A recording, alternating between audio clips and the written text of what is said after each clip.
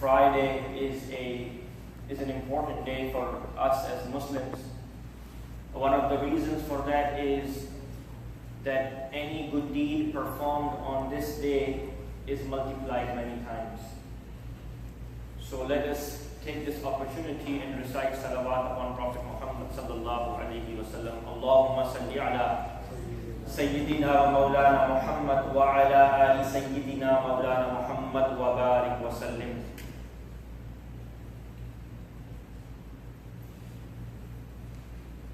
The topic for today is the prophetic sunnah of visiting the sick and those who are ill.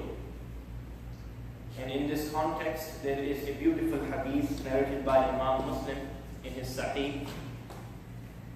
عن أم سلمة قالت قال رسول الله صلى الله عليه وسلم إذا حضرتم المريض أو الميت فقولوا خيرا فإن الملائكة يؤمنون على ما تقولون أو كما قال عليه الصلاة والسلام. That Prophet Muhammad sallallahu alayhi wa sallam had been reported to have said, Salama radiyallahu ta'ala anha reported the hadith, that when you visit a sick or a dying person, then supplicate for goodness, meaning make dua for betterment for that person. Supplicate for goodness. Whether the goodness can be the ease with which this person passes away to another world, or the ease from his or her pains. Verily, the angels will affirm whatever you say. Meaning that whatever a person who is visiting the sick person, whatever dua that person makes, whatever prayer we do for those who are not feeling well, angels will affirm that dua. And angels by default are sinless creatures because Allah subhanahu wa ta'ala have made them sinless. They do not have the ability to disobey the commands of Allah subhanahu wa ta'ala. And when such creatures affirm our dua, the chances are very high that it will be accepted. So the summary of this hadith is that whatever dua we make for those who are sick, angels say basically AMIN on that dua for that person. Visiting the sick, visiting those who are not feeling well is, as we all know, one of the beautiful sunnahs, prophetic ways of Prophet Muhammad sallallahu alaihi wasallam. In his seerah, there are many instances in which he visited those who stopped coming to the masjid. He visited those about whom he heard in the community that they are not feeling well, so he himself would go and visit those who are sick. And in one of the instances, there was a Jewish boy. He was Jew by religion, but he believed in Prophet Muhammad sallallahu alaihi wasallam. And his father assigned him the duty to serve Rasulullah sallallahu alaihi wasallam. So his entire, adult life, he was the servant of Prophet Muhammad sallallahu alaihi wasallam. And then one day, and his job was not to serve food. His job, the way he served the Blessed Messenger sallallahu alaihi wasallam, was that he used to place his blessed shoes in front of him the moment he was about to get out. So as you enter the masjid, he would place his shoes on the side and then would enter the masjid. And by the way, in the Masjid al-Nabawi Sharif, we did not have these compartment shoe racks that we have now.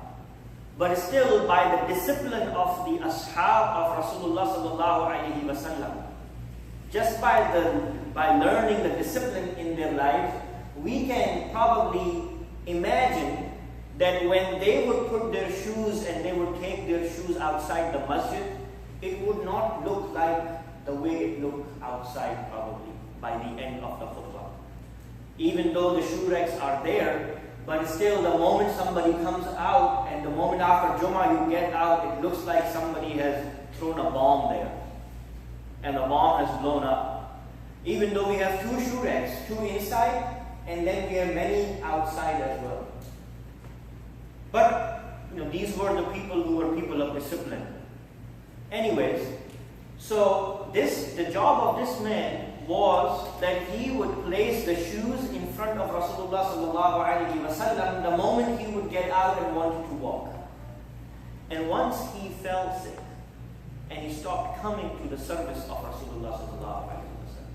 So him being the merciful Prophet sallallahu alaihi wasallam, he inquired about that boy. And he said, "Where is that man? I haven't seen him in a long time." And the ashab told him that, "Ya Rasulullah sallallahu alaihi wasallam, this man is really about to die. He is really, really sick. And that is why he could not come." So blessed Muhammad sallallahu alaihi wasallam, he asked the companions, "Come, let's go and visit this Jewish boy." And he was still a Jew. He didn't convert into Islam. So now people were walking.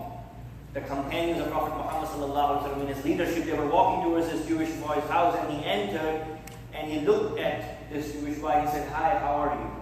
He said, "How are you feeling?" This boy couldn't talk. He couldn't talk because he was so sick, he was unable to speak at that time. And the moment he looked at the blessed face of Rasulullah sallallahu alaihi wasallam, that my master is here to visit me, right? I am such an invaluable person, but look at this great man who walked himself to my house and he wanted to see me. He started crying. And when Rasulullah sallallahu alaihi wasallam saw that, he understood that this man doesn't have too much time left for him. His father was standing beside him. So he said to this man, Rasulullah sallallahu alaihi wasallam, he said, "I invite you to recite my kalima and say that there is only one God and there is nobody worthy of worship, and I am the last and final prophet." So this Jewish man, this young man, he looked at his father as if seeking permission. That, you hear what he's saying, what do I do? Everybody knows I'm about to die. And the father said that, "What are you looking at me for? He's your master. Just say whatever he's saying. Don't look at me. Don't seek my permission when the merciful master is here himself and he is inviting you to something that he believes to be true." This Jewish boy recited the Shahada and accepted Islam, and moments after that he passed away. So visiting the sick is a beautiful sunnah of Rasulullah sallallahu alaihi wasallam. And in that context, I would just like to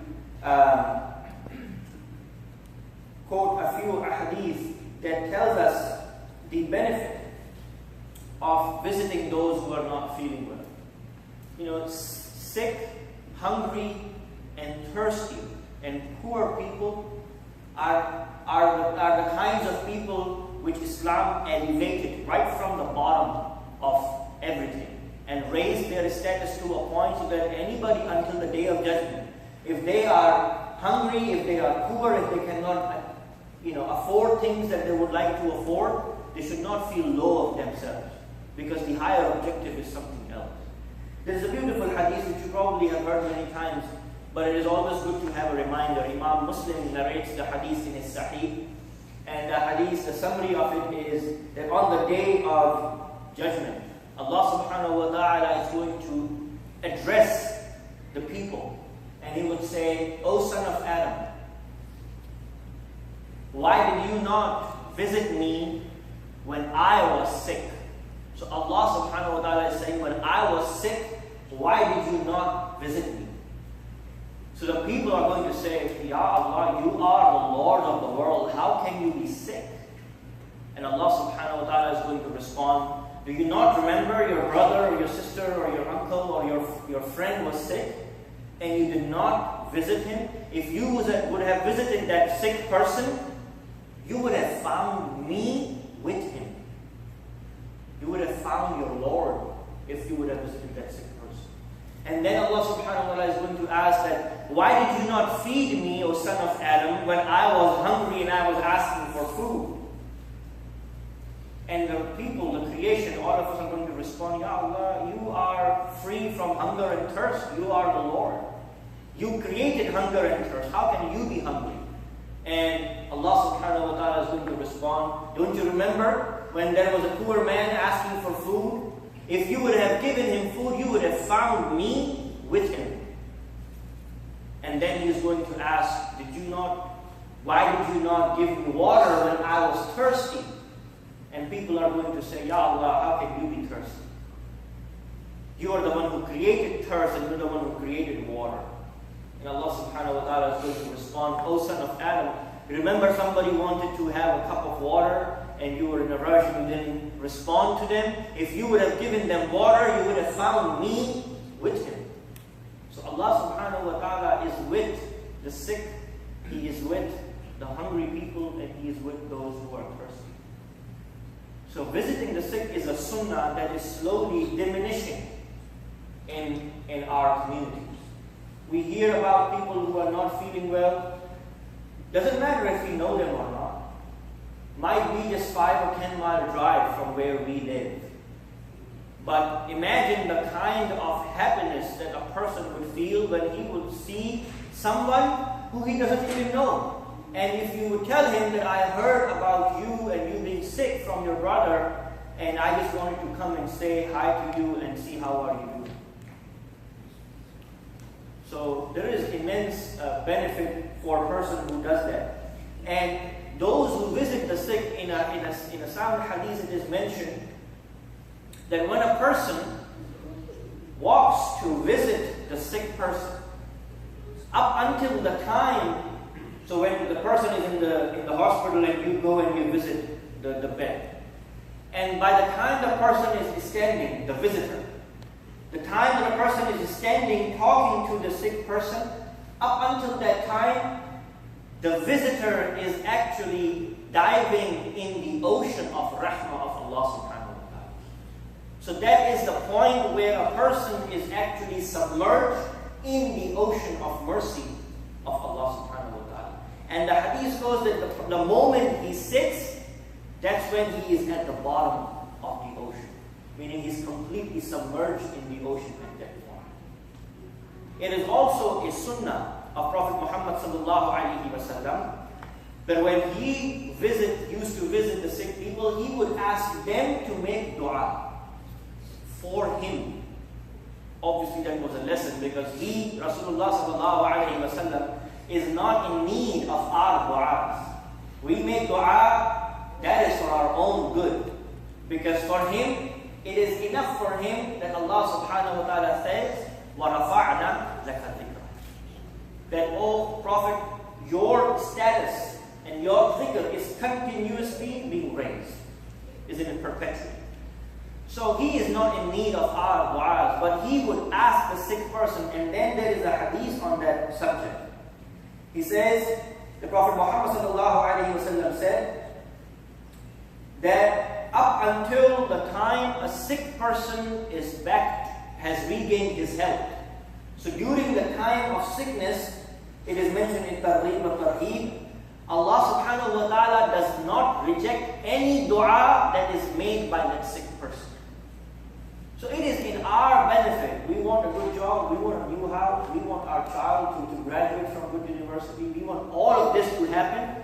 The key is, because our state, we all know what our state is. Fajr, Isha, may Allah subhanahu wa ta'ala forgive us for what we do, for our daily acts of ibadah.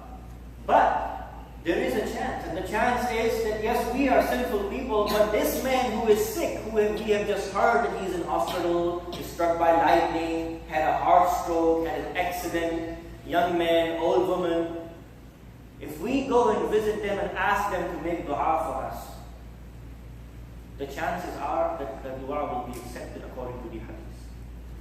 It is mentioned that Prophet Muhammad sallallahu alaihi wasallam says, narrated by Imam Ibn Majah, that when you go to a sick person, ask them for dua for you. Ask them to make dua for you. Why? He said, because the dua of a person who is sick is like the dua of angels. And the dua of angels don't get rejected. It's like as if angels are making dua for you. So, sickness, it is a test, and we all know that.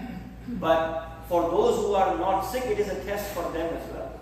It is very easy to just, when somebody says, tell us, my brother is sick. And obviously, when a person tells us that my uncle, my brother, my aunt in Bangladesh, in Syria, they are not feeling well, wherever, the person is sharing this news because they believe that we will make dua for them. That we will make dua for them when we make dua for ourselves. That's the objective of sharing the news. So, we have to revive that sunnah in our community. Every week, I get at least 6 to 7 requests for dua for people who are sick here, abroad, uncles, aunties, brothers, father, friends, people that we know, people we don't even know. And I request every single Friday for us to ask from Allah subhanahu wa ta'ala to make dua for these people. And today as well, we have a lot of people who have put in requests for being healthy and for recovery from sickness. So, for the last 2 weeks, we have been delaying the starting of the Friday prayer because the speech has been going long. So I just wanted to cut it short this week, inshallah, and announce a few news.